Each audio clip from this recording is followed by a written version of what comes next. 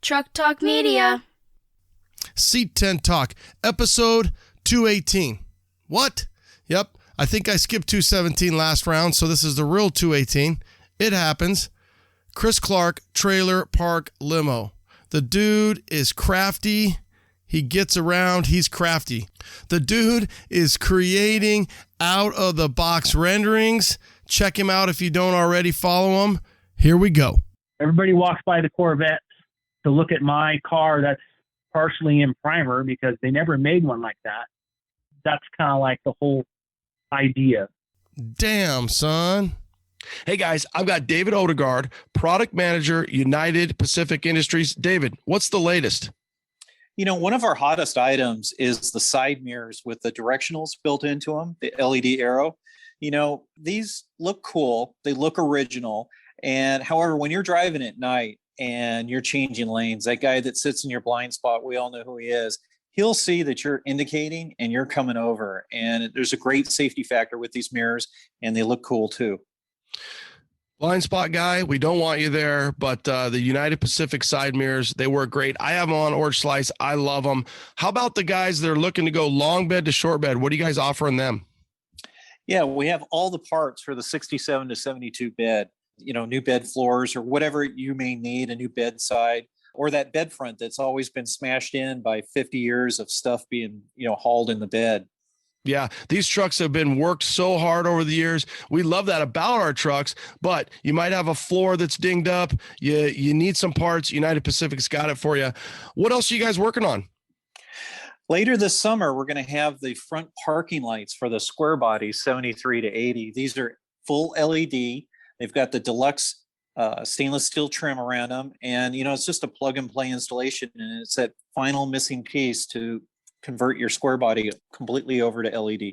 Perfect. So if you guys need some directional mirrors, some bedsides, bed floor, or maybe some LED lighting, United Pacific, upcarparts.com. That's upcarparts.com. But wait, there's more. You can save 15% by using code C10Talk15. That's C10Talk15 to save 15%. Thanks, David. Thanks, Ronnie. We'll see you out there on the road. Let me tell you what Melba's Toast is packing right here. All right, we've got 411 Posi track out back, 750 double pumper, Edelbrock intakes, scored over 30, 11-1 pop-up pistons, turbojet, 390 horsepower. We're talking some bucking muscle. What does that do? Does that blow your mind? That just happened. Welcome to C10 Talk, your C10 truck podcast. And now I have a chance to be the best, maybe the best in the world. My old man is a television repairman. Ultimate set of tools. I can fix it. I said I got 50 cents in that jukebox, and all I can hear is your mouth clapping. You hear that? Here's your host, Ronnie Welch.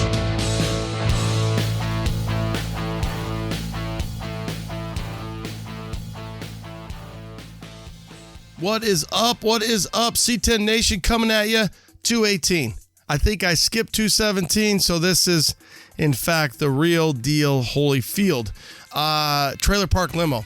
Chris Clark, I love his style. I've been following his page. So why not bring the man behind the magic, if you will, or the madness, however you want to kind of look at it. But reached out to Chris, and he's like, yeah, let's do it. So I wanted to bring you that. Check out his page. He does some really cool stuff. I know I've reposted some stuff that he does, and a few others have as well. This is probably going to be one of the shortest intros because it's hot in Phoenix, and I'm getting the hell out of here. So going on a little vacation, but kick this one out for you guys. Won't be back because I will be on vacation, so happy 4th. Hope you guys are having an awesome summer. It's hot as balls here, so there's not a lot that we're doing except for cheering on our Phoenix Suns. Go Suns! If you guys are obviously Clippers fans, too bad, so sad. Hopefully we take it tonight. I'm recording this a day early. So Monday night, Game 5, Suns in 5. If you haven't seen the Suns in 4 guy, get online. That's kind of entertaining. Sorry, Denver Nugget fans. But Suns in 4 guy, that's a pretty cool, entertaining video. And yeah, headed to the game. Cheer on the Suns. and then headed out of state. So we'll be gone. Happy 4th again. Hope you guys are having a good time out there doing whatever you're doing. Hopefully not sweating like we are here. A few shows. Make sure you guys are caught up on everything. The next show that I've got is the Southeastern Truck Nats, SETN, the big one over there in Tennessee, July 9th and 10th coming up. Wilson County Fairgrounds, July 9th and 10th. C10 Deputy is going to be your contact, and C10 Club Tennessee on that one. Then July 17th, a free show in Independence, Missouri, at the Cable Dalmar Arena. I know I'm slaughtering that. That is the C10 Shindig, I believe. Thought I wrote that one down. And then July 24th, you got the C10 Slowdown. July 24th, I think they said I might have messed that up. I don't believe I did, but I might have. Those are really close. So the 17th, you've got the C10 Shindig. The 24th, you've got the C10 Slowdown in Laguna Lake Park, I believe, in San Luis Obispo, California. August 1st, Brothers 22nd Annual Show and Shine, Silverado Park. That's right there in Anthem. And let's see, August 14th, C10's on the Capitol, Olympia, Washington, Todd and Jen, Manchester. A new one, August 21st, another free show, 3rd Annual Snake River Truck and Off-Road Show. That's in Rigby, Idaho. So the 3rd Annual Snake River Truck and Off-Road Show, Rigby, Idaho. Then C10 Intervention up in Woodland, September 4th and 5th. So that gets us all the way to September. Okay, so plenty of shows for you guys. July's jam-packed, 9th and 10th, SETN. 17th, Shindig in Independence, Missouri. 24th, the Slowdown in Laguna Lake Park. August 1st, Brothers. August 14th, C10's on the Capitol. 21st, if you're in Idaho, Snake River Truck and Off-Road Show. Plenty of shit going on. Trailer Park Limo. I don't know what else to tell you. I'm packing, I'm rocking, I'm ready to go. I'll be back, I think, on the 13th with my next episode. I'll see you guys on the 13th. Have a great week. As always, I appreciate your support. Thanks so much for tuning in. Have a great, kick-ass, safe 4th of July, and just do what you do. Tune in, share it, like it, love it. Leave us a review, pass it on, and have fun. Thanks, guys. Late. All right. C10 Nation. How about a little Chris Clark? Who? You might not know who Chris Clark is, but I'm sure hoping you know who Trailer Park Limo. And we're going to get to know Chris, who is the man behind TPL. So Trailer Park Limo, if you don't follow that page, do yourself a favor right now, either on Facebook or IG. Get your ass over there. Look at some rad styles. We're going to find out what Chris is thinking behind this page. So Chris, welcome to C10 Talk. Thanks for taking time out of your weekend, brother. We appreciate it. Yeah, sure, man. No problem. Well, who's Chris? My artwork and stuff is what got me going with cars. My whole family always had old cars and old trucks. So, as a kid, you can't build that stuff yet. So besides like model kits, so I want to draw it. So my uncle was a guard artist, and he kind of mentored me a little bit. And then I've always done back and forth, sold some shirts. Pinstriping was something I picked up because my job is in the sign industry. And the sign industry, when I started, was all hand lettering. So the pinstriping was a great way for me to, it's the same type of paint, the same type of thing. And then, the jobs I had too, had to obviously be related to that. I work at Tucker Classic Pickup Parts for quite a while. What got me into like really customizing stuff, of course. I mean, most people will say, Roth and those kind of people, but I always liked the weird stuff. I had a 60 Apache pickup. It was red and white. It had the backwards trim. And everybody always asked me where I got that trim from. And they always said, you can switch that hood to the next style hood, I remember that, but that really set me. I'm like, I'm always going to be driving an old car. That was it. I just had to do it from then on. Sounds like you might, like a lot of guys, you like things that are a little different, a little oddity in there, so that kind of shows your style. I do like odd stuff as much as I like the classic lines of your, really popular cars, Tri-5 Chevys and all the trucks and stuff. I always felt like customizing them was like something I really wanted to do. And I had a lot of ideas, and the ideas were always, I didn't want to make it something it wasn't. All the different cars that I had built over time had always been like custom, but I'd still left it what it was. And you'll see, like on the trailer park limo stuff that I've been doing, the trucks are custom and they're cleaned up as far as the concepts go. But some of the more popular ones are the door on the side of the beds, the tool side bed, I call it. That's a super popular one. It's one of those things, man, why didn't they do that? So that's kind of where my mindset is. It seems weird, but I'm like, man, it just seems like something obvious they would have done. So that really leaves a lot of trailer park limo for like as far as the custom end. And the main thing about all that too is it's about having fun and the camaraderie with other people.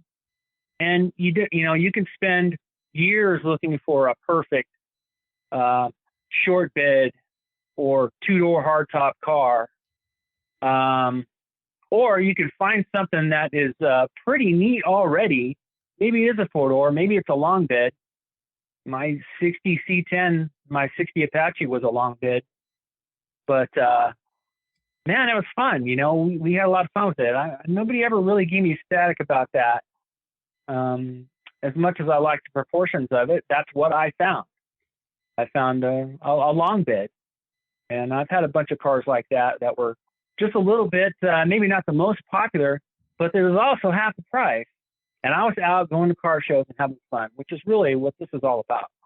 Dude, I love it, man. You can sit around and hell, even if you still have that pipe dream of that whatever short bed, perfect truck, 9 out of 10, you can sit at home and think about it, or you can buy something that's different, just whatever Craigslist is offering up that week or Facebook, and buy it up, have some fun, tinker around, probably sell it in 6 months, but that journey and that fun. And then eventually you might finally get to that dream truck or car that you want, but the journey is what it's all about, and the friends and, the busted knuckles and the cussing and all the things that you're going to do with said car or truck that, the car gods gave you. Yeah. I'm glad that some of the nicer stuff I've had wasn't my first car, because I probably would have messed them up. I got to play around and mess up cars that weren't really worth that much, and I didn't really ruin their value because of that.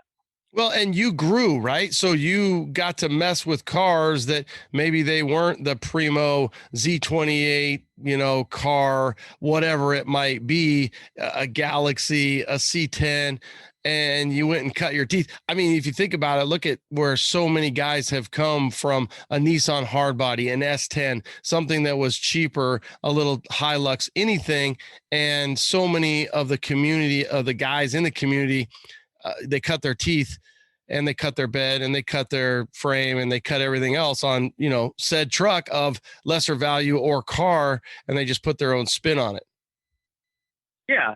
And that's, that's, you have to learn how to do that, especially if you're a person who doesn't have like a big surplus of money to have a shop do it.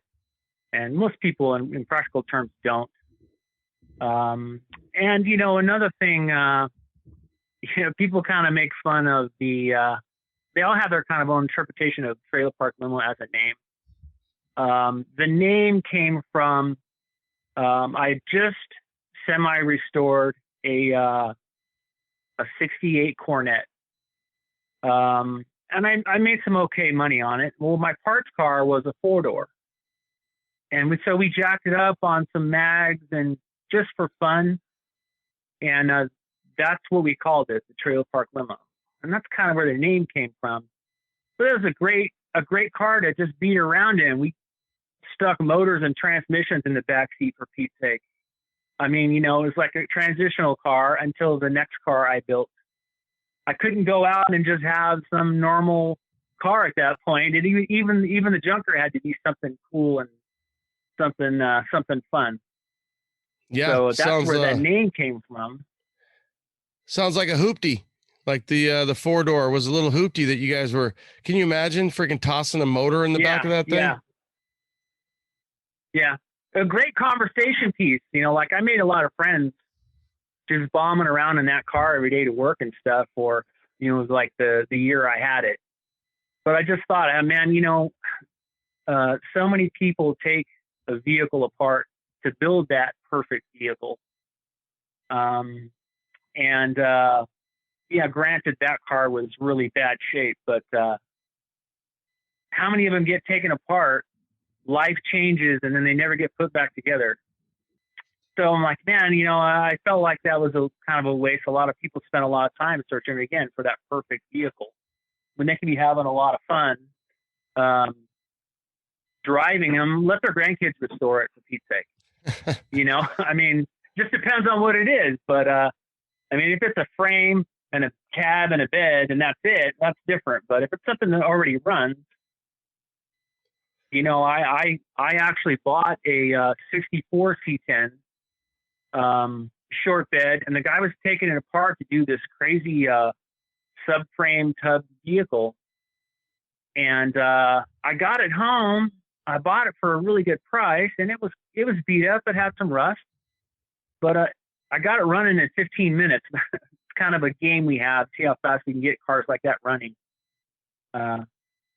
You know, you buy something, you sure enough find out what was wrong with it in about 15 minutes. Oh, the brakes were out. They parked it for 15 years. I mean, that happens. So I got this thing running. I'm like, man, I don't know why this guy was taking this thing apart. 6-cylinder, had 2-speed power glide, the big cast iron 2-speed power glide. I drove that around for like 6 months, 8 months. Sold to a buddy of mine. I think they drove that thing for like 3 years. Didn't do anything to it. Yeah. It was just fun, you know, and that's kind of what it's about. Oh, for sure. Well, and like you said, the old lady's not pissed off and because you got, you know, her garage full of your shit or something that's the project stranded because life is always going to get in the way. So the higher odds or percentage you can have of having fun with, you know, with this toy, with this other vehicle, then you're setting yourself up for success. Yeah. And again, the experience of it all is the most important part. How'd you get into trucks? Did you grow up building trucks with your dad? You mentioned your uncle. Were you an artist before you were an automotive enthusiast, or was it a combination of the two?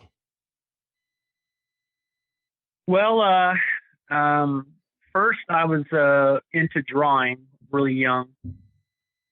And then the same uncle that taught me a lot about drawing, he had a 57 Chevy pickup. And it was 70s style, you know, without letting about how old I am. It was the cool style at the time. Jacked up, raised white letter tires. And I just thought the thing was so cool. You know, bumpers happening off the ground, the front, you know, rake. And I'm like, yeah, man, this is something I really want to get into. And, you know, any given Thanksgiving with the family over, there's, you know, 10, 12 classic cars in the driveway. Everybody coming over. That, to me, the old car thing was just we always had old cars. This is how you live. You know, to me as a kid, that's just what you do. You know, you might have another car that's just a commuter or work truck, but you still had a classic car to do something with and have fun. I had a lot of good times with that stuff, you know, and that's kind of what it's about. Yeah, I think there's definitely no question that you have an old nostalgic brain when it comes to the style. Well, let me go back to, if you look for the audience, if you go to Chris's page, Facebook or IG, have fun, by the way. You need to make maybe a coffee table book of some of this stuff. Some stuff is really bitching. Just love the little bit different stuff. But what you do is it's always OG classic. Obviously a lot of ads, a lot of old ads. I mean, the classic 71 C10 slammed on the ground with the cab over camper, and there's, dad or grandpa tossing a line in the water. And that adds, to me, that's such a gender connection where that's our grandpa. That's literally my grandpa. I mean, my grandpa had like a 67. I remember when he bought his like 81 and he had that camper and we'd go fishing. And then you take that style where it's slammed on the ground, and then it's like taking grandpa's time and dad's time and then our time and maybe even some kids younger than us, and you're putting it all together in one GM Chevrolet ad, and it speaks to so many people. Yeah. Well, those ads are something that every magazine had before the internet, before all that. Some through Life magazine or whatever. Those are the ads I would stop on, and that stuff stuck with me. Remember seeing those. In fact, the 60 Apache that I had was my great grandfather's, and I got it from my uncle. And he bought it new. My great grandfather bought it new. And in fact, one of the art pieces I do for Chris Clark Customs has the truck. I mean, you could see it behind me on the wall. The slammed red and white Chevy camper, that's exactly the truck. I wasn't smart enough to take the camper. I left the camper at my uncle. Oh, so that's exactly what it was, and that's where the picture came from. Yeah, that's cool. Well, you make up for leaving that camper there in a lot of your camper pictures. You tend to leave. You're definitely a shell guy, a camper guy.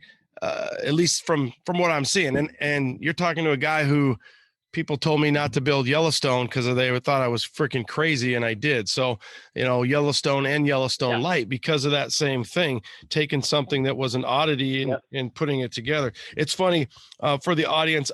Every now and then, if I go to a yard sale or something, I'll find magazines. So this is a Tom Seaver from the Mets is on here. I'm going to say, well, I can tell you right away, it's a 71, 72 truck in the ad, but I come across these and I'll grab these magazines, and there it is, the old 3/4 ton. Yeah, I think I photoshopped that one. Actually. Yeah. So these ads, and then on the back of this is it's a mock. So it's a 72 Mustang, Ford Mustang, shown with spring decor options. And there's like this guy surfing. So this is obviously a 72. So that's probably 72 mag in there that just happened to be in my drawer. And I've got a couple of them in my drawer that are while I'm talking. So you like that style. Do you somewhat lay awake at night and think about all the different things that you can do to these different rides? I guess somewhat, that's kind of my escape from reality, I guess, my break. A lot of that stuff I find for to Photoshop. I get a lot of fans now that will send me pictures, and it's something they want to build. So they're like, what would you do with it? And so a lot of those you see on Trailer Park Limo are ones that I Photoshopped for people for a few bucks to full out renderings. I can do full chip boost style renderings too. Let's make sure that we mention that, because I don't want you getting your DM just blowing up for free stuff. But so I assume maybe you have do you have like a tiered system where, hey, you want a full rendering? I can do it. Obviously Chris Clark's Customs, something in there, you can do it. Or, hey, I'll play around with it. I'll have some fun with this and, send it to you. Or how do you kind of break that down?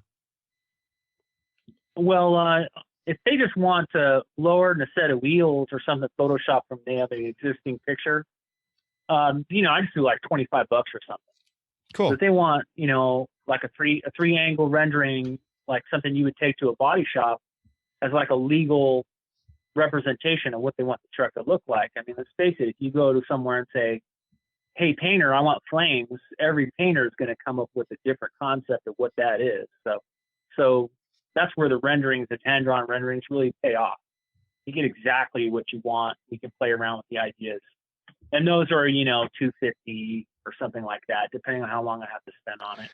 And generally what I ask, people are like, man, that's great. It's exactly what I wanted. They kind of kick me some extra. So I feel like I kind of let the person decide a little bit what it's worth. My wife always says I underestimate what I should be asking.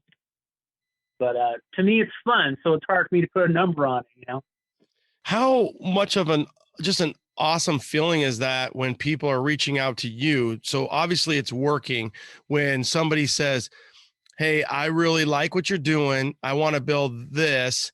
This is what I'm thinking. What would you do? Is there a higher compliment really? Because that's their build. Yeah, 100%. They put their money and their time into making that become a reality. I'm working with a guy now. He's doing a K5 two-wheel drive, 75 K, two-wheel drive Blazer. And, I do a lot of the painting and the hand lettering and stuff for door logos and stuff. And I've done a few patina paint jobs to make it look as real as possible, as if it was left somewhere stranded, for the desert. And so we're doing his truck. And with the stripes are getting real popular. Those old paint jobs that you used to be able to order the stripes down the side and you go across the hood. We're going to do something like that. Probably not factory colors, but something in that range. I'll have some stuff on my Trailer Park Limo page as we go with that. Yeah, I saw you posted the truck of a 70s style truck. Orange Slice has the Impact on it. My truck, you did like a 3-tiered square body truck, and then you had some different stuff in there. So it'll be fun for the audience and myself included to tune in. Speaking of crazy stuff, so again, I'm reaching into my drawer. I don't even remember that I had this ad. Sorry, I just but check this thing out. Huh. So it's for the audience. It's probably like a 70, 2, I'm going to say 72. And it's got the truck, the Blazer, and then another truck. So one truck has a camper and then has a Blazer. And then it has, it looks like 3/4 ton because it's got 16 caps, but it's got front to back, the Hawk Cheyenne Super, feathers, the Blazer, and then wheels, custom camper, fleet side. And it's got some cool graphics. Yeah, I love that stuff.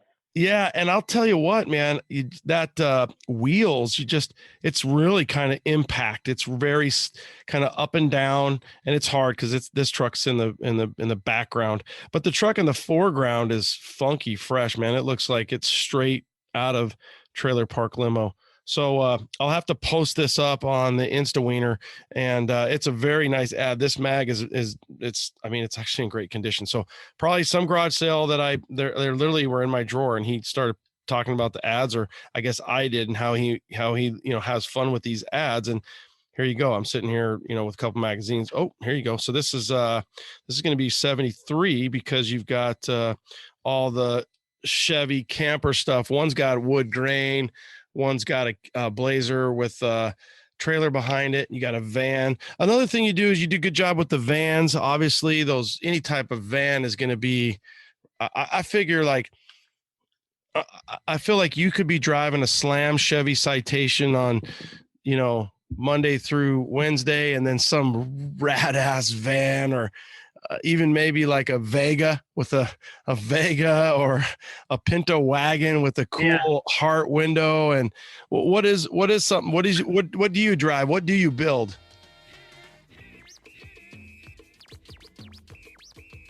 When you're looking for classic Chevy or GMC truck parts, brotherstrucks.com is your #1 source for 1947 to 87 Chevy and GMC truck restoration parts.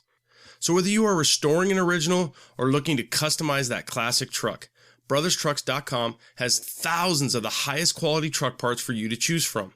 So head over to brotherstrucks.com and order your free catalog today. And don't forget to follow Brothers on Facebook and Instagram for daily updates and special offers too. Hey guys, are you thinking about swapping out your old motor for a more reliable LSLT-based power plant? We've got great news for you. PSI Conversion is offering our listeners 10% off your order. Behind each PSI harness, you get over 10 years of experience in the business, online tech support, phone support, and harnesses made in the U.S. That's psiconversion.com. And don't forget, use code C10TALK and save 10% today. Hey guys, did you know that US Mags and American Racing Wheels have true lineage to one another? And that US Mags was created in the mid-60s by none other than racing legend Parnelli Jones and his childhood friend Art Hale Sr.? Well, fast forward around 50 years and you'll see that Art's son, Art Hale Jr., who grew up in the wheel industry, obviously following in his dad's footsteps, acquired the name and the iconic American Wheel brand. Talk about rad. Amazing history, amazing story, and amazing wheels. Check them out at us-mags.com. That's us-mags.com.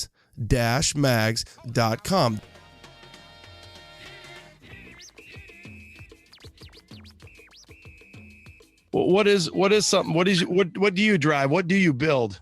Well, it changes a lot, and I got a lot of ideas, and there's only one of me, but right now I'm doing it's a concept car built out of a 61 Dodge.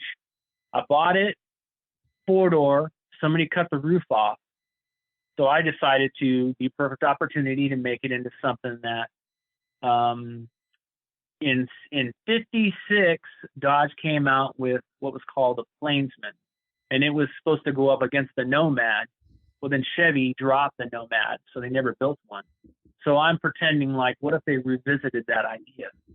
So I got 2-door doors from Max Grundy.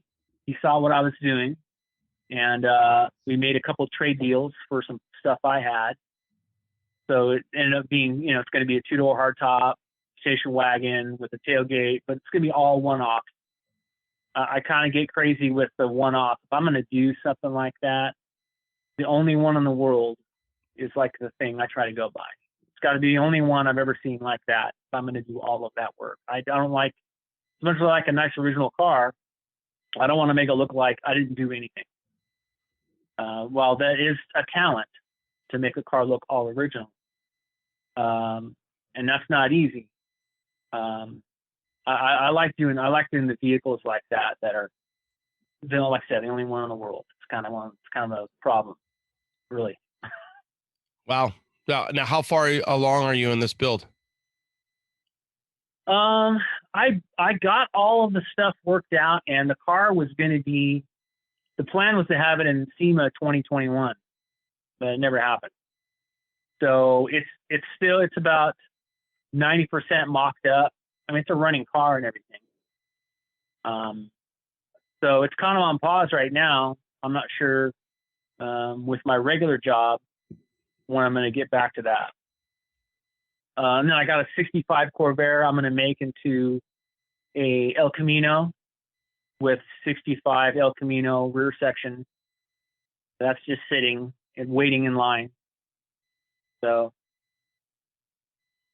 some cool ideas, right? And then, like you said, the real job and everything, kind of, you have to find that balance. You brought up Max Grundy, another famous, amazing artist, automotive artist. I think you're friends, looking at your page, you're friends with Max, I assume. And then is he also kind of an inspiration to you as well? Yeah. You know how they say, never meet your idols. That wasn't the case. This guy is super solid. Max Grundy could be, hold his head high above everybody else. He's successful. He's a great artist, but he's not. He's super down to earth. He's a great guy. So I'm glad to call him a friend. Cool. Yeah. And he built some really cool stuff too. And it's kind of off the wall. And it seems like, I guess maybe, do you, so I personally come up with some ideas. I think I'm no different than anybody else. Do you fight that at times where you come up with such a cool idea, or are you past that point where I just love coming up with the cool idea. If somebody else wants to build it, I don't have the time, I don't have the means, and maybe you've already run down that rabbit hole, because I've even had that happen with a few builds where I'm like, oh, this is so cool, it's going to be the first one, it's going to be this, and then you're like, I don't have the time. There's just no way I'm going to get that done. Yeah. I mean, that happens too. I did a perfect example of that. I did a 65 Bug about 10 years ago. But I made it a third door, where the passenger side had a door that opened on that side, suicide style, like a third door pickup. Would have where the like 94 or 5 had one door on one side. So I did that to it, and it's factory looking. I used the driver's side hinge section, and it was like a factory looking color, but slammed, big and little tires, hot rod looking, cow look, Bug style. And I had the car at my shop, and we had a big open house, and we were standing around BSing. A guy walks in and goes, "Oh man, I was going to do that. Oh well." I'm like, "Well, there can be more than one," and it just, I'm like, it is a kind of a weird thing. I'd rather get the ideas out there, especially like, I feel like I have so many different ideas. There's no way I'm going to build them all. I just want to see it done at this point. I started photoshopping the campers low. Yeah. I did one that took off on Trailer Park Limo, and it's the full out 1.5 ton green, like a 73 to 75, and it went viral. I put on semi wheels, and it was just Photoshop. Yeah. And it was all over the place. I felt like and I then posted, right after that, there was like a red and white one that you did that was a dually that I reposted the same, and it went pretty crazy. Go ahead. I'm kind of looking right now. Yeah, this one was this one was a while ago. This is cool. So Don Knotts, for the audience in the Dodge swept line, they made one called the Dude. So you put a 4-door, but you kind of made it look like the Corvair truck when you talk about that extra door. Is that kind of what you were thinking when you talked about that earlier?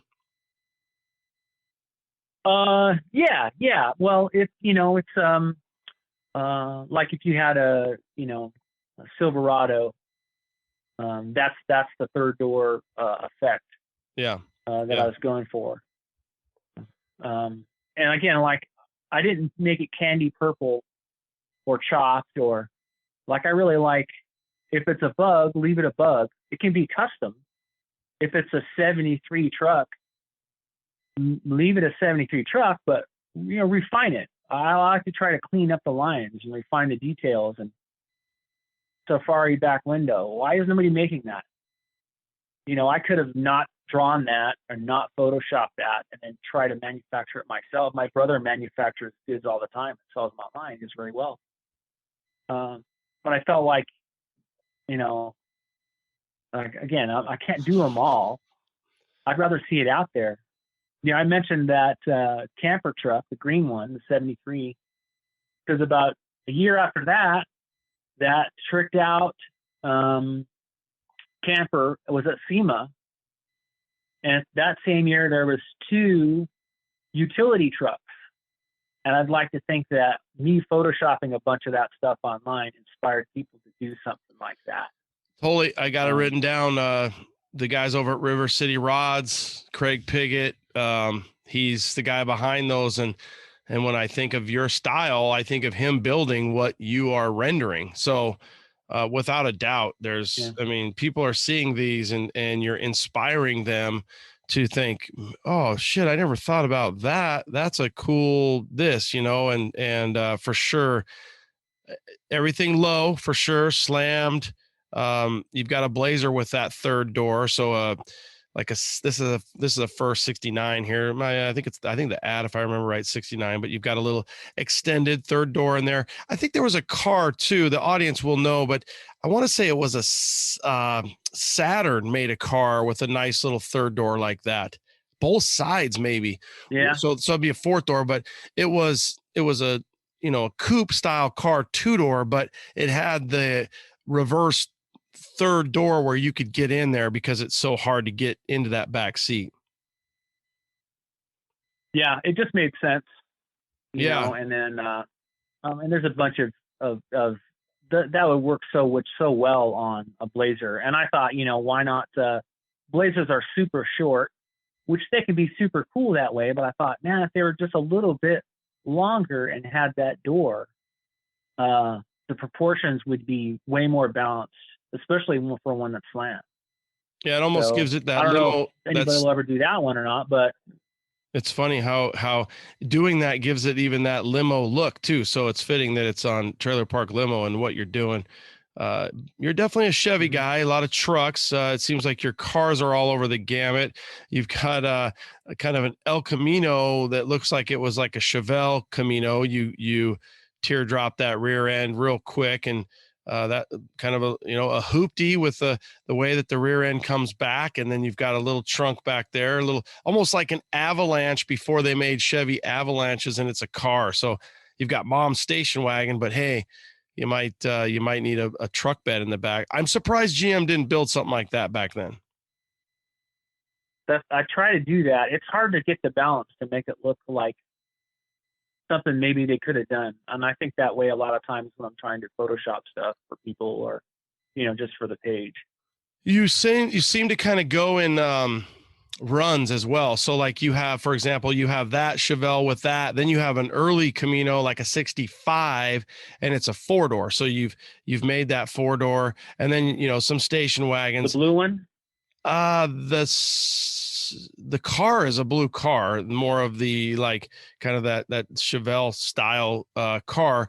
The Camino is a gold, so like a high gold El Camino. Now this is a real car. So this was a gold El Camino that you stretched and made it a 4-door, and it's same. It's got that Avalanche look because the rear wheel is at the very front of the bed. Like the trucks.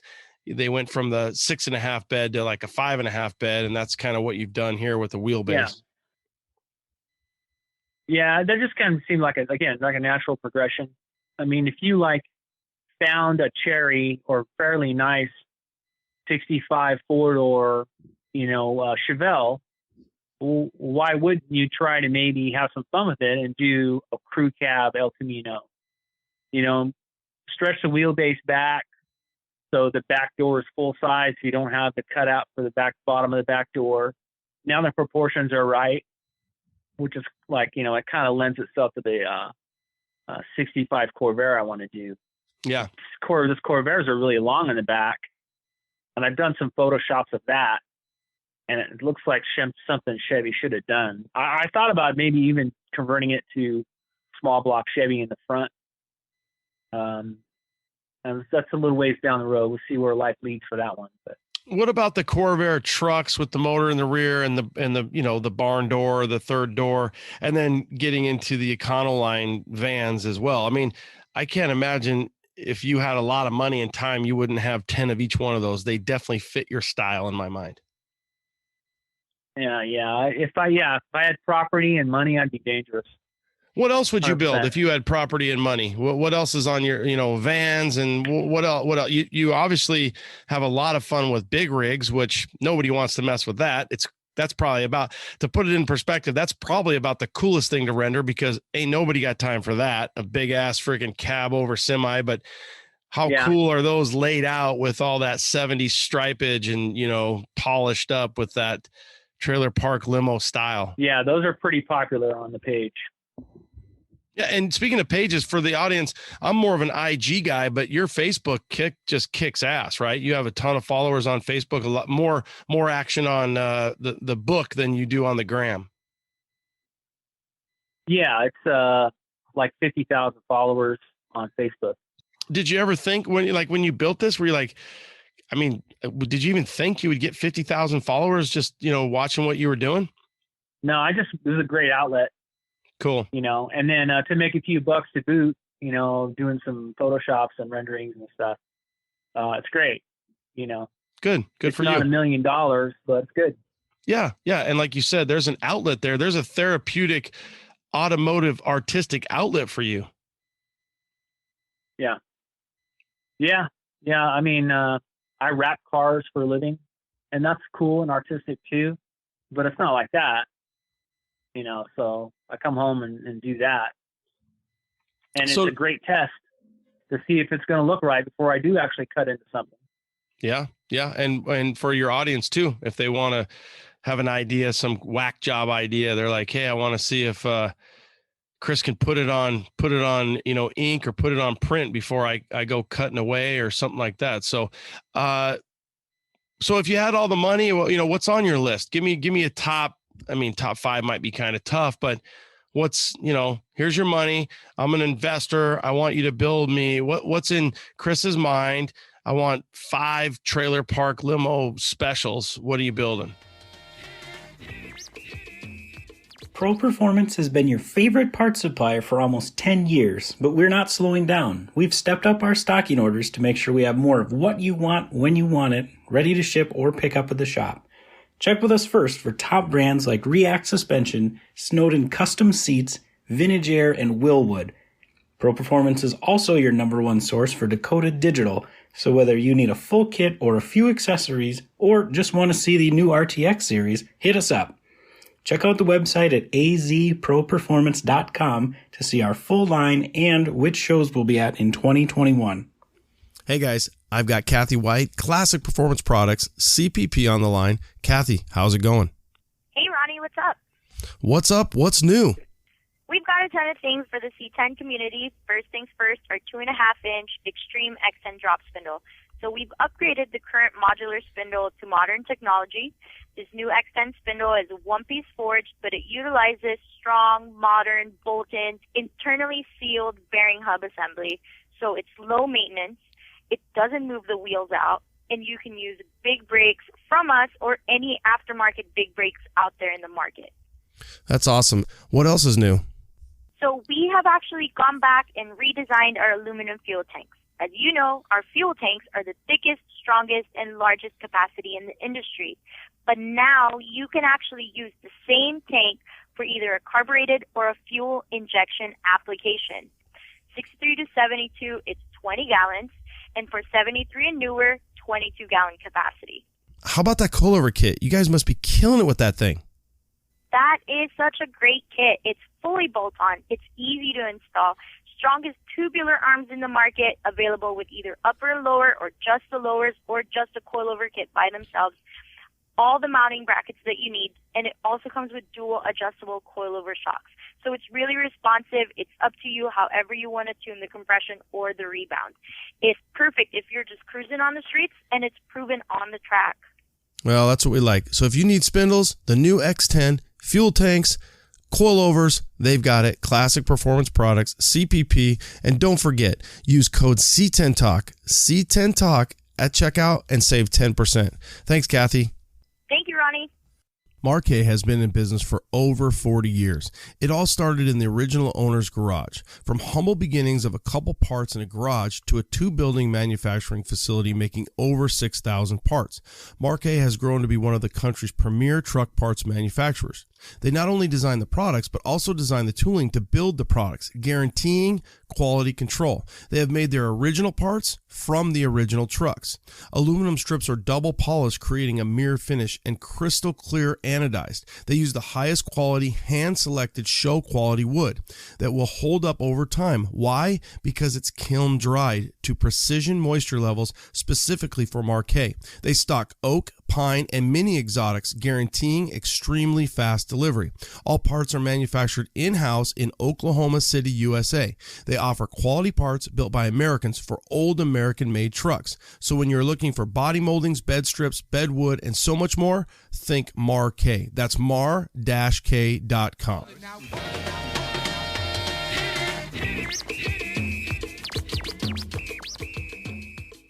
So if you had all the money, well, what's on your list? Give me a top 5 might be kind of tough, but I want 5 trailer park limo specials. What are you building?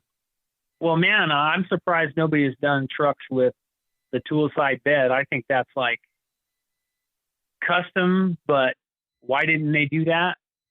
I think that would be awesome. I'd have to do one of those in a couple of different years.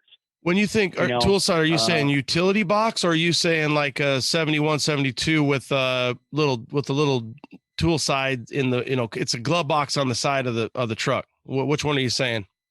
Well, in some of those, like if you go to the Instagram, and I'll have some of those trucks in, and it'll be a hashtag for tool side bed. And physically, it's like another door in the bedside. Oh yeah. Right behind where the gas tank would be. Sure. Like, sure. Why didn't they do side loading? They did it in Corvairs with the ramp side. Yep. It just seemed like something they should have done. Okay. And so like the third door. Have a couple of those. Yeah. I think that would be cool. And then, it would probably be case by case, because if I ran across the right vehicle, I would see it and go, why didn't they make this a Nomad? With a little bit of unlimited resources, I think I'd come up with even more creative ideas. The stuff I have now is based on, I go to Craigslist, I find a car for $2,500 to $5,000. How do I customize it and make it the only one for like another $5,000? So everybody walks by the Corvettes to look at my car that's partially in primer, because they never made one like that. That's kind of like the whole idea. Yeah. Shut down the show. I love it. Not even finished. Yeah. So. And then they're scratching their head. They're like, I never saw one of these before. Did they make this? Yeah, babe. Yeah. They made a bunch of those, babe. I promise. Yeah. And you're like, nope, they never made one of this. Yeah. This Canada, super rare. Yeah, Canada, the Mercury of trucks up there. So give me a car or a truck that you when you see it, whether it's at a show, driving, in your head, in a magazine, where you're like, I can't believe GM, Ford, Dodge, Chrysler didn't do this to that car. How did we not get that in our lives? How did they not manufacture that? Let's see. I don't know.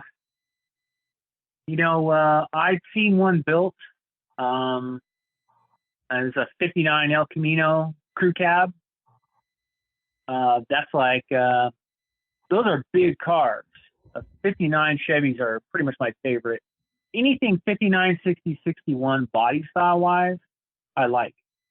So I'm drawn to that era car already.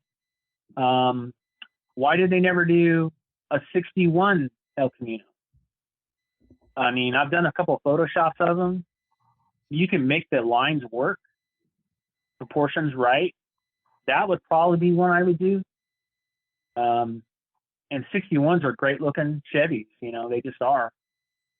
And then, the Dodge stuff, only because I'm familiar with it. Those 60s Dodge cars, those are, they never made Utes, as they call them in Australia. They never made any kind of El Camino version of any of those. There's a lot of stuff like that. It'd probably be a problem for me now. Yeah. The amount of cars I would find and have to like, I got to do this one. If we gave you and Max some money and just a shop and set you guys free, yeah, it'd be kind of crazy. One thing I don't remember seeing, and I'm kind of scrolling, but obviously I'm sure you have, because you've done just about everything, is, like 69, 71 caddies, something with a caddy, because we're also, I think that the body lines of a caddy are pretty impressive. A lot of wagons, a lot of vans. And I say that, and here's an Olds, but some of the different Cadillac stuff that you got a link in here. It's hard, Riviera. Cadillac station wagon. I mean, yeah. How cool would not that? Not first, but actual, right? That would be great. Yeah. Yeah. You're almost surprised they didn't do some of that stuff. Really, it's surprising that they didn't do a 4-door until when they, Coach built, and they didn't build 4-doors the way that they do now. I guess because now we use trucks as like cars. Everybody's in a truck or an SUV. Pretty crazy. Yeah. So pretty amazing stuff, really. I mean, from forklifts, I do think I love watching you do some of the big rig stuff. Probably one of my favorites is it's a yellow like C60, and the way you've got it built, slammed on the ground with the GM, it's like a GM show or Chevy show trailer behind it. I don't know if that was from an ad, but that is one stunner of a rendering. And I mean, I love the lines on that. That would be an amazing vehicle to build. Those were Autorama show cars for 1964 World's Fair. Okay. Where they had the big, and inside would have a futuristic display of where turbines or rockets would be in their projected future. People walk by those in the junkyard. They climb over them. They just get left in the desert. They have so many cool lines. They're so different, especially now. That would be a great tow vehicle for any setup, any group of cars you want to put on the back. Yeah, because you could put a modern drivetrain in that and build just a wicked. It looks like you might have chopped that cab down. I'm going to say, I think you might have said 64. It's definitely early 60s, probably 3-4. Well, it's got a wraparound, so it's got a wraparound windshield, and then that leads me to think 3, and then because it doesn't have a pig nose, and then it looks like you may even chop the glass down. You may not have, because body line down is so big on those C60s, but either way, that is such. Yeah, I can't see the picture, so I'm not sure which one that is, but yeah, I mean, the dimensions on those are so ridiculous. Why wouldn't you have some fun? Laying those out? They just look like a cartoon. Yeah, they do. They just look exactly. I've kind of got my phone up showing him. It's that yellow and white. It's pretty cool. Pretty wicked. Yeah, I can't quite make it out, but yeah, it's pretty cool. So what's next? I mean, you've got a successful page. You sell some gear. Are you surprised at how much people love your stuff? And do you feel motivated to make sure you're putting something out all the time because of the popularity of what you're doing and just kind of going with the flow? Oh, I'm going to do it regardless if they see it or not.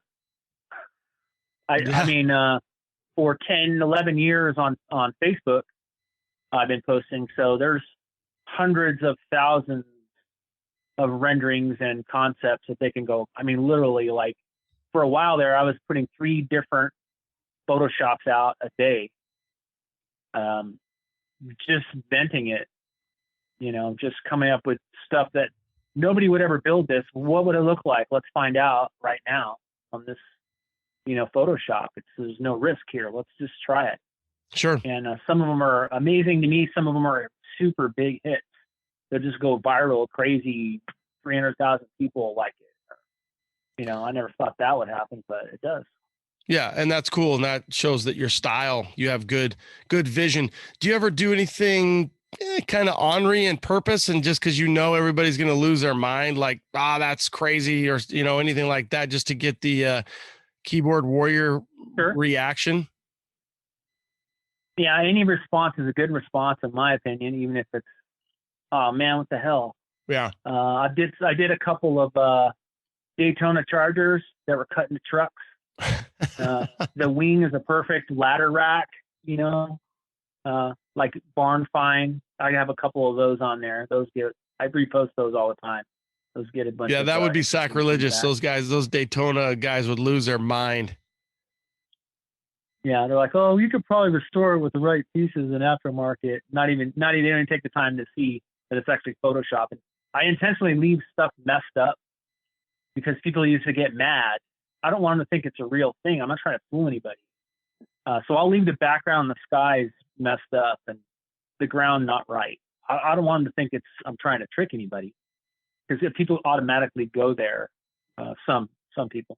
Isn't that fun though, to think that you could be tricking them or making them question whether or not was this built? Did some coach company build this thing? Look at this thing. This is rad, or this is crazy, and I think that's pretty legit. And I'll be honest with you, I've probably looked at a few of your things and thought, was this a concept that GM built, or, was Chris working at GM back in the day? And he's in the mind of these guys and all the different, vehicles that that are out there. In my past life, maybe. Yeah. And you're definitely like you said, you like those huge wing, late 50s, 60s, Chevrolet cars, which at the time, I mean, what car has that kind of Frank Lloyd Wright rear end hoopty, I mean, just humongous architecture going onto a car. Unnecessary. Yeah. Clunky kind of almost. But man, talk about the designers back then making that. Can you imagine trying to make something like a 59 Chevy now? I mean, I don't even know if they even have a way to do it. Yeah, but I even think even more impressive how they did it then. You know what I mean? To think that they did all that. They created every year they change the cars. Yeah. Yeah, it's pretty crazy. Pretty crazy. Yeah. Do you have a rendering that they change the whole platform for the trucks? Yeah, it's going fast. I mean, for sure. And little styles, little things that we watch. Do you ever have a rendering that you've done, like you said, you're throwing it up there, that you thought would do really well and it didn't, or one that you thought, oh, nobody's going to really like this, but I don't care. And then next thing you know, you're like, holy shit, that's one of my most popular ones. Yeah, the slam camper stuff was just supposed to be a joke, but people are building those and they look super rad in real life, even more than a rendering. To see that sitting somewhere in a parking lot compared to a rendering or a drawing or even a photograph, you see it sitting on the ground. You're like, this is not supposed to be like this. It's amazing. Why would anybody buy a tent when you can do this? Yeah, traveling in style, definitely. For sure. Yeah. I have some gasser campers too. You take your drag car to the track with on the back of the camper. Well, why not just race the camper and skip all that? So I have some drag camper Photoshop with pipes coming out of the fender wells and crazy stuff too. Those are pretty fun. Yeah, that's crazy to think. That's kind of like the farm truck. I know he's just got a shell, but same thing. That's kind of one of those reality cars that's built that you don't imagine it really being built, and it's being built, and it's cool. And really, some of the some of the Matchbox Hot Wheels stuff that we see and we grew up with, that's kind of neat to see those, whether they're real or not, or kind of when guys try to kind of recreate some of that stuff. And I feel like with what you do, you almost could actually have been like a Hot Wheels designer, because you're building stuff that we all want to see and get that reaction, and people love it. When you look at the response on social media, Facebook or Instagram, and you look at the likes and the shares, and you're like you said, it's like, holy shit, I'm building these little slammed camper specials. I've got my own trailer park limo special. I've got 6 Hot Wheels coming out, and they're all slam trucks, and they're just killer. Yeah. Thanks for the compliments, man. I appreciate that. Nice to hear. It's funny. I'm actually friends with a couple of guys that actually do, it's funny, the art scene, and a lot of those people are great people, and we always try to encourage each other. They try to encourage me, and if I see somebody doing artwork, I try to encourage them. And that's, I wish everybody would do that with everything, but so the guy's like, man, you should submit some or draw some based on that. I bet you they'd be good sellers. I did a bunch of these where it's the vehicle, but this is exactly what they would do for a concept. Where they would actually draw the whole platform of the base with the engine and the light plastic for the windows and the clear. And so I did a bunch like this. It did really well for people they really liked. I might do a bunch more like that. Where I haven't done any for the trucks yet. There's only one of me. For the audience too, just so that should be a whole fun thing I could do. What he showed was almost kind of like, and you think about, having one of your model sets, having the base, the wheels come out from the side, they're going to attach, and then you're going to clip on your shell. So he had a kind of the Volkswagen, it's the half truck, half bus. I know there's a technical name for it, but then you kind of have that on the top. How about those? Those are really cool. I could see you getting a hold of one of those. I actually know a guy who's got one. Maybe we can see if we can't get you that, because this guy's been talking about building this freaking Volkswagen. Now, that one you just showed was like a 4-door. The one he has is the one that's really just the 2-man cab and the bed sides fold down. Yeah, single cab. A single cab. He's had it. Yeah. I think I've known him for 20 years and he's done absolutely nothing with it. So you're like, you guys, let's get these things going. Let's build them. Let's get them, out of the garage, out of the side yard. Yeah. That's one of those things too. I'm sure he has a vision for this perfect vehicle, which would be great. But I feel like, man, time goes faster than you think. I'm sure you can attest to it. You just, man, get it running and primer, leave the rust, and then go enjoy it. And that's, Trailer Park Limo is about that. It's all about that, the experience of driving it. And I know people, and they're great guys, and they built some awesome vehicles. And I think they've taken their car out, once a year. I can't see how they reserve themselves to not using it. I don't care how rare it is or anything. I give my buddy a hard time all the time. His dad's got a Pontiac, one of the lightweight ones with the drilled out trunk, and it's super rare with a big motor. And it's just a neat car, man. A piece of window into history of what they considered was high tech racing. Just set. I think since I've known him, for 15 years, probably had it like 4 times out. I'm just like, man, you got to get this thing out. But I get not wanting to ruin it, but man, at what point are you not enjoying it? I don't know. Yeah, I was over at a guy's today, and he had his grandpa's Ford. I'm going to say it's like a 64 Ford, and I didn't really know he owned it. Went over there and was looking at it. And I said, you got to drive this and make it your little, he sells vintage antique stuff. And I said, you got to drive this, man, make it your new shop truck. And he goes, yeah, it's got 77,000 miles. It's low miles. I hate to drive it. And I'm like, this was your grandpa's truck, dude. You're not going to, it's like you're driving it to LA and back. 5 miles every now and then is probably good for the damn truck. So get out and enjoy it. Just, I love doing that. Yeah. Yeah. So I like doing that when I can just drive my old, just drive it to work 5 miles and back and, enjoy it, roll the window down, get that smell going and, get that feeling. So that's kind of what it's all about for sure. Have you ever had a compliment any compliment that really hit you hard, that from a positive way, somebody who, whether that was your artistic ability, that was a vision that maybe they had as well, and you had it and you created that rendering without ever talking to them, or, maybe a compliment or something that really, kind of hit you hard. Like, you're like, this is awesome. I feel so cool and blessed that I did this and what I do. And this is just me. And I changed somebody's day that day.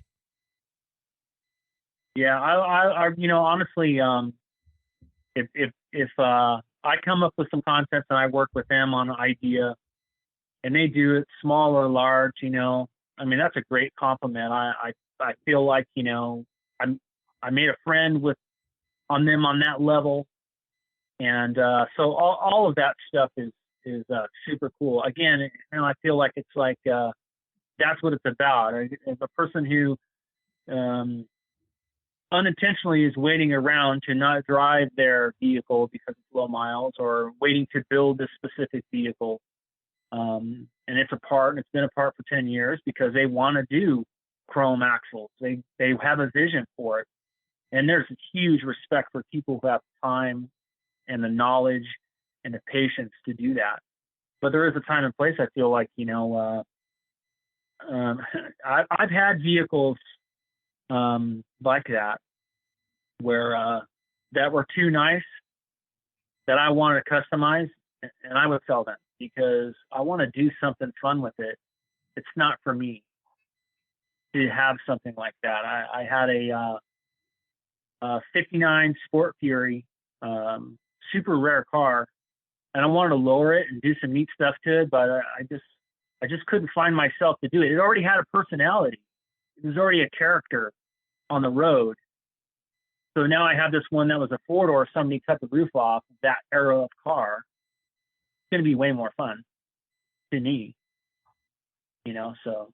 Well, and like you said, somebody's going to walk by a couple Corvettes or something to come over to your car and look at it because it is that oddity. And they're going to be like, is this something that was built? Look at this. Holy shit.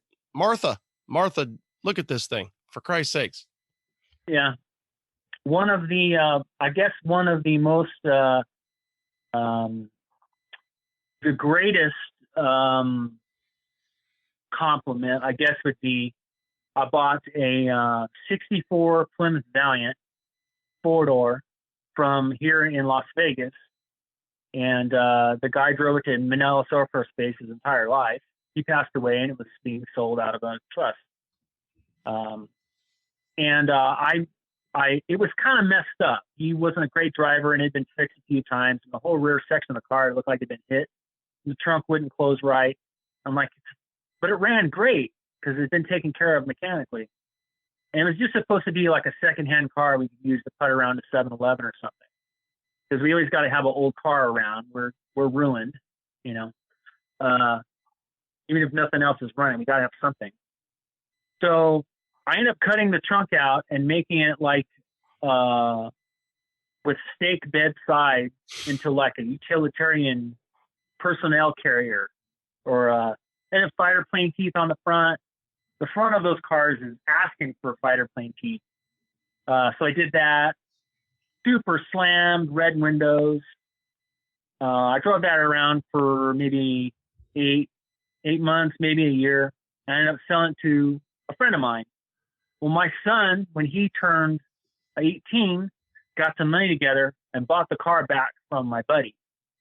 So it's still sitting out front now, and he's altered it, changed it, put a V8 in it, and made it like Hoonigan style.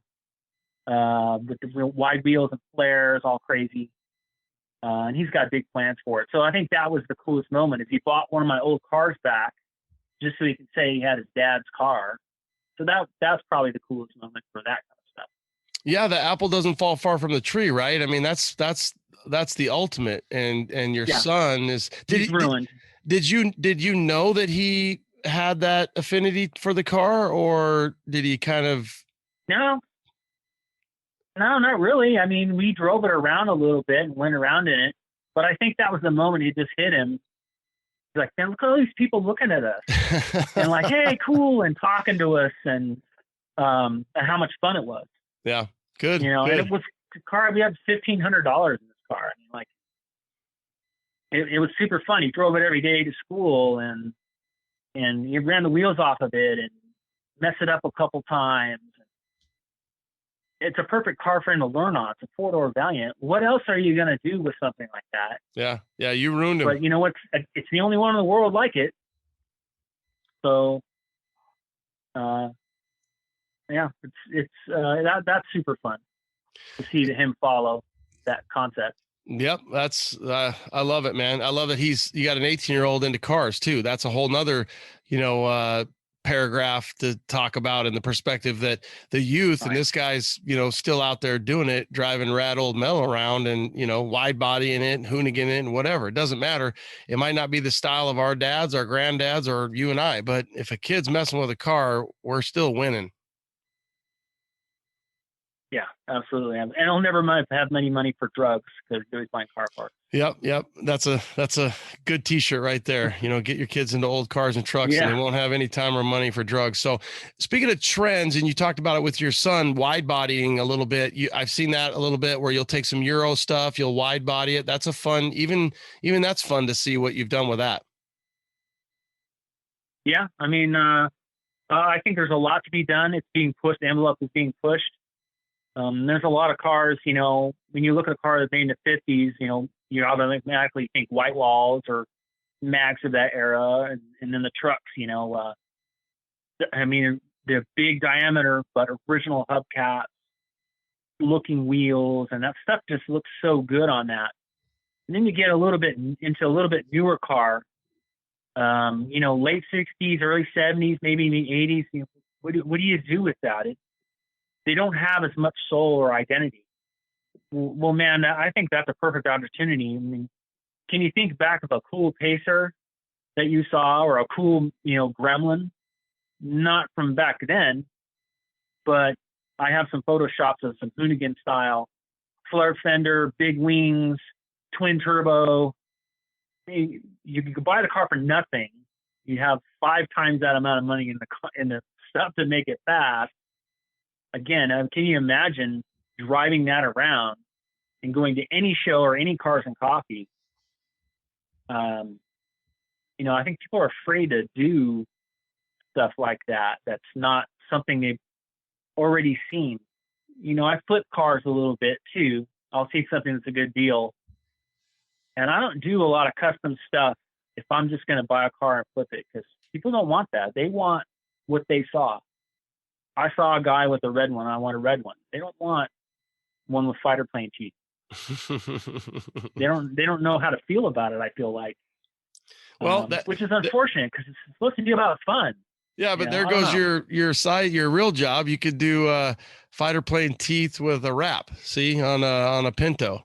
Here comes the 72 Pinto with fighter plane teeth, and it's a wrap.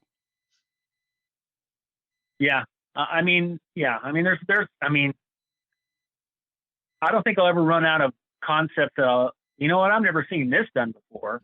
Yeah. I don't think I'll ever run out of ideas for that. And if anybody has any ideas, one thing I haven't seen you do, yahoo.com. One thing I haven't seen you do, Trailer Park Limo, hit me up and let's do something. Yeah, I walked on you a little bit there, so you can hit him up at Trailer Park Limo, okay. Facebook, and IG. And then what's the ChrisClarkCustoms.com? Chris Clark Customs at Yahoo is my personal email. Yeah, so our connections we're timed up a little bit, but yeah, so Chris Clark Customs at yahoo.com is where you can send him some different ideas and let him. I don't think he needs that many ideas. The one idea I was thinking that I don't see a lot of is stuff that goes up. You take stuff that we grew up with that was up and you put it down, whether that's 3/4, 1 ton dualies, big rigs, a lot of food trucks. Whether that, I think I even saw like a first, like a FedEx style truck, obviously a Winnebago's. You're putting everything down, which is so cool. And that goes back to throwing up the W. That's right. Going up to that Hot Wheels, but I don't see a lot of stuff going up. Have you thought about doing any of that, or have you? And I just haven't seen it. Yeah. I mean, there's some on there. I think it's just like, I try to get feedback from people. There's a lot of full drive lifted sites. I think that's probably why. I don't get a lot of feedback, not necessarily negative or positive, just doesn't get the click. So, I try to draw stuff that's what it's about. I'm trying to get ideas out there. I want them to be shared. So, I physically built some stuff like that. I built a 69 Chevelle, like kind of pre-runner Mad Max style, lifted 31-inch dirt tires, exoskeleton. So I physically built stuff like that. I like that stuff too. Stuff that's not supposed to be lifted. Yeah. It's fun. Have you ever seen that first gen Bronco, that early classic small 2-door Bronco that slammed on the ground? It was at Barrett last year. Have you ever seen that? Yeah. I did. I saw that, and I did a couple of versions of my own. Yeah, because he's straight Broncos. Trailer Park Limo. Dimensions. Yeah, that thing is. I mean, absolutely from your brain to print to this. These guys building that thing. So that thing is wicked, and it looked. I liked it. I could see where guys wouldn't. I've seen some Scouts on the ground like that, 2-door Scouts. Obviously, this little 2-door, and. Every time I saw it, it had the top on it. I would have loved to see it without the top. I think not having the top on it on for the audience, a 66 to 77, the early classic, the smaller Bronco with slammed on the ground, just slammed, eating the wheel and tire, and then take the top off. I don't remember ever seeing this actual build without the top on it. Yeah, I haven't seen that one either. I did do a couple photoshops of one with like Detroit style wheels, no top, and it was one sitting in the dirt. And I photoshopped it, literally eating the weeds. There was one that I did of a Scout and I'd never seen one of the tops in real life, but it almost looked like a fastback top. And I laid that one out, and somebody saw it, and they said, I know where one of those tops are. So they've been searching for a Scout just to duplicate that rendering or that Photoshop. With the fastback top, it's got to be ridiculously rare. That's going to be a super neat one, and he's going to do it nice too. So Cool. I don't know if it's going to be a theme or anything, but it'll definitely blow up the internet. Okay. So do you have a builder that you really like to watch and, that has your style or kind of motivates you or, just gets your mind thinking because they're actually doing some really cool stuff? Well, I mean, I admire a lot of people who, I always talk about shops that build cars. It's like a band. How many bands that are quality musical bands that just never make it? So many elements have to happen, and so many people have to be grounded in what you're doing. I know everybody's seen Ken Diggett's stuff. I really like the stuff he does. Obviously, it's far beyond like the trailer park limo mentality. Is the fit and finish is phenomenal, and obviously you have to pay the time to do that. And people don't realize the kind of time it takes and the craftsmanship. That's one of those things. I really admire the stuff he does too. And I always like the stuff that Max had put together because it's extreme in the way that it is shot and the way that it's set, but he doesn't make it candy, crazy, mural. It brings everything down to a subdued level, monochromatic. It almost makes it, all the features that have been customized stand out more. It's not overstated by the colors or flashy wheels or a lot of chrome. A lot of traditional custom feel to that. The customs, those guys didn't open the hood. That's not what it was about. It's about the line. So I'm drawn to people who do that kind of stuff. The lines, as much as I like fast cars and to see the mechanicals of the engines and the jewel boxes and the craftsmanship of that, honestly, the craftsmanship of the outside is where I really am drawn to. So those are probably my two favorite guys. Cool. I like the lines part of it. There's a bunch of people. Oh, for sure. Have you ever, anybody that if you got an email in your inbox and you're like, holy shit, I can't believe I've been approached by this builder, whether dream or reality, have you ever, that you'd want to work with and do a rendering for? Not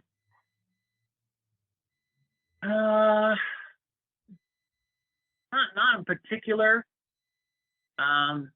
Most of the stuff that I do is for the guy who has the truck on the side of the house that he's always wanted to build, and now he's in a position to do it.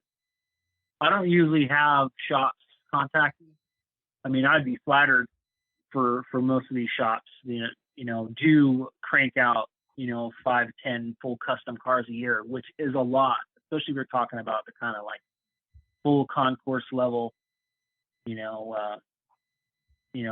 polished inner fender wells, hidden bolts, that kind of stuff. I would love to get involved in that stuff. Maybe that's where this will all lead to. I kind of wish I would have just called my page Chris Clark Customs, but Trailer Park Limo is a lot more fun and it just kind of organically grew. And people ask me, I tell them the story about where I got the name, but also to me, when you say Trailer Park Limo, they associate it with kind of like scumbags. But to me, when trailer parks came out, modular homes was the wave of the future. In the 60s, that was the 50s and 60s. You can put a home anywhere you want and then move it later. That was futuristic thinking. People were optimistic. Cars had wings. They were going to fly. So to me, when I say trailer park, that's where my mind goes. In the crazy appliances and everything had to have a rocket on the side or a starburst. That to me, that's what that name means. So it means something different to everyone else. And I don't try to convey because it's kind of nothing. It's just a name. Like Metal Militia is kind of nothing. But you know what I'm talking about when I say it. And it was never anything until it was an actual riding motorcycle club team, you know? So I don't know. Who knows where this will lead? But that's where I think about when I say Trailer Park Limo. That's where the idea came from. Yep. No, I get it. And I think it's like a sophisticated, a little bit of sophisticated trash. I think it's actually kind of cool. I think it doesn't matter what it's called because it's your page, but I think the style that you have, if you weren't creating cool stuff, rad stuff, it wouldn't matter what it was called. It just absolutely doesn't matter. I just think it's a unique name, just like you have such unique concepts in art. So it flows together and it gives it an identity. So I think you're spot on. What I wonder is if guys want shirts, can they have one-off shirts made if they reach out to you or through, Chris Clark Customs. So you can do one-off of pretty much anything that you have. Yeah, absolutely. I mean, and in fact, I mention it once in a while. I'll share a shirt idea, and you never know what's going to take off. This shirt here, I never knew I was going to sell. This was kind of a joke.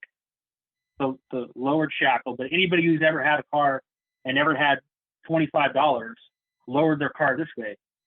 That's where we all kind of started. Remember your roots, remember where you came from. That's kind of this concept. Sell a lot of these. So you just never know what's going to sell for shirt wise. But I always hit people up. I'll post some stuff and I'm like, you have any ideas? Let's make them a reality together. His shirt is a lowering block. It's a big old lowering block with a kind of a little bit of a glow to it. You can probably get on. I guess where can they find that shirt? If you go to Chris Clark Customs or Trailer Park Limo, there is a Threadless link. Threadless is the company that I use to print all my shirts and stuff. Like I said, it's better for the environment. It's print on demand. I don't have a lot of stock. There's no throwaway shirts. There's nothing. There's no stuff sitting around. I have some of that sitting around in my office that I've had for 2 years, trying to trickle them out and sell them. I got tired of doing that because I like to draw cars. I don't want to sell shirts. I'm not, Miller's Outpost. Dude, Miller's Outpost. I like your style, bro. Going way back attack, going back to the 80s and some 501s and some OP shirts. Dude, that you just that hit was it. The place to go, man, right? Dude, you ain't lying, man. You ain't lying. All right, so if you guys want a one-off shirt, something that he draws, something that he does, you want to check out his store, you can go to Trailer Park Limo. You got Instagram, you got Facebook, you got Chris Clark Customs, just how it spells. Ironically, I was kind of going to give you some shit earlier when we were talking that you spelled custom with a C. I didn't even know people did that anymore. Pretty much everybody I know uses a K. So it is all C. So Chris Clark Customs, CCC at yahoo.com. Also, you can check out Instagram there. Do you have a corresponding Facebook personal for Chris Clark? Yeah, Chris Clark Customs is also a Facebook page. Okay, so you've got one of each. Yeah. I also have a page that you'll see in the feed when you go there. That's like Apocalypse Vehicles. No website though. No main website to go to. It's all just through Facebook or IG. No, I'm actually in the middle of rebuilding one. Rebuilding one now. And what will that be? Trailer Park Limo or Chris Clark Customs? It's gonna be Chris Clark Customs. It'll be a catch-all. Okay. It'll be all there. Chris Clark Customs. If you need a wrap, a rendering, a shirt, any one of his ideas, you've got an idea you want to share with him and you want to see if he can put it on wax, you hit him up, you work together. We're just here to try to, again, I sit back here and I try to pick out people that I think are doing rad shit, whether that's through their builds, whether that's through art and what you do. I could look at your page every day, and if I miss something, I'm always jonesing to get back. Sometimes I see somebody else post it. I know I'm wearing my drop lowered hat right now. I know Carlos loves your style as well, and we got to pay homage to the people that are out there doing what you're doing. So we do appreciate your time, Chris, and really, I think you just keep doing what you're doing. If we can help in any way, that's what we're here for, brother. Great. Yeah. Thanks for having me on the show, man. This is a great way to talk to everybody about, our passion, and it's about having fun, right? Yep. Yeah. So keep on doing it. And I want you to stay on the line real quick here. I'm going to get shirt size and all that good stuff for sending you some. Well, hell, you're going to be here. He's doing his side job, or I guess, let me take that back. He's doing his real job, and he's going to be like 5 miles from me. So maybe I'll have to have you come over to the shop and get you a couple shirts and stuff like that. So stay on the line for the C10 Nation. You guys, this is going to drop, I think, on the 29th. And then, bam, I'll be hitting a plane. I'm out of town. I'm heading up to Big Sky Country, Montana. I'll be up there, so you probably won't get an episode the following week. Happy 4th of July. Chris, thanks again for all that you do. We appreciate it, man. All right, thanks, man.